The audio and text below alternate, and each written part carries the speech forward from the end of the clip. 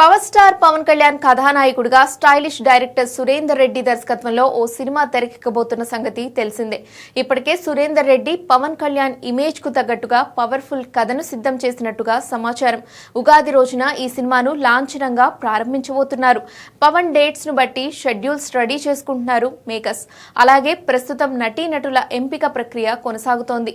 అయితే ఈ సినిమాలో హీరోయిన్ ఎవరనే చర్చ జరుగుతోంది. పవర్ స్టార్ కోసం పర్ఫెక్ట్ జోడీ సెట్ చేసే పనిలో ఉన్నాడు సురేందర్ రెడ్డి.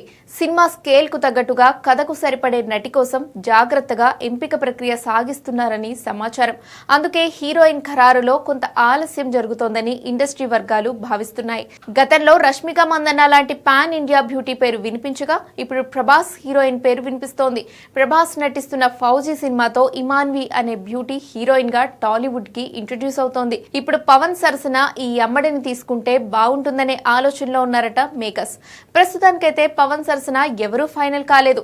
కానీ సోషల్ మీడియాలో మాత్రం పలానా బ్యూటీ అంటూ రూమర్స్ వైరల్ అవుతున్నాయి. ఒకవేళ ఇమాన్వి న్యూస్ నిజమైతే అమ్మడు బంపర్ ఆఫర్ కొట్టేసినట్టే.